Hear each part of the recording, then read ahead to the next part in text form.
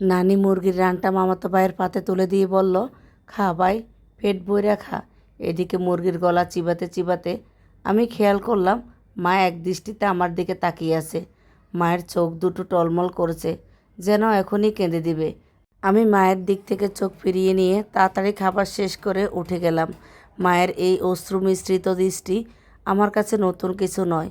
বাবার মৃত্যুর পর যখন থেকে নানার বাড়িতে এসেছি, আপ্যায়নের বেলা নানির এই অমানসিকতা আমি অভ্যস্ত হয়ে গেছি। আগে বাবা বেঁচে থাকতে যখন এই বাসায় আসতাম, বাবা তখন 2 হাত ভরে বাজার নিয়ে আসতেন। এই বাড়ির সব লোকের জন্য জামা কাপড় সহ অনেক কিছু নিয়ে আসতো। একটা সময় মামার ব্যবসা খুব খারাপ যাচ্ছিল। তখন বাবা প্রায় 1.5 বছর এই সংসারটার দায়িত্ব নিয়েছিলেন। তখন নানি আমাদের প্রচুর খেয়াল রাখতেন। খেতে বসলে বেছে বেছে বড় মাছের টুকরো, মুরগির কলিজা আর রানটা আমার পাতেই তুলে দিত। আর প্রতিবেলায় আমার জন্য দুধের ছানার সন্দেশ তো থাকতেই। আর এখন এই বাড়িতে এলে নানি মায়ের সাথে বকাঝকা করে। মামিও এখন এলে আর জানতে চায় না কেমন আছি আমরা। মামা বাড়িতে পা রাখা মাত্রই জিজ্ঞেস করে, কখন বাসায় যাবি?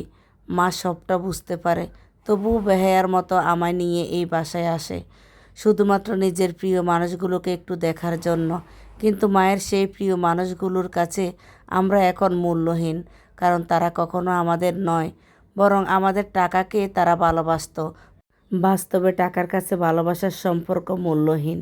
আজকের পৃথিবীতে সত্যিকারের ভালোবাসা খুঁজে পাওয়া কঠিন। সত্যি, যখন টাকার ঝলক থাকে সবাই হাসি মুখে পাশে থাকে, যত্ন করে, খোঁজ নেয়, কথার সাড়া দেয়।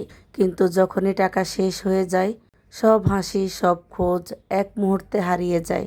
টাকা থাকলে সবাই ভালোবাসে।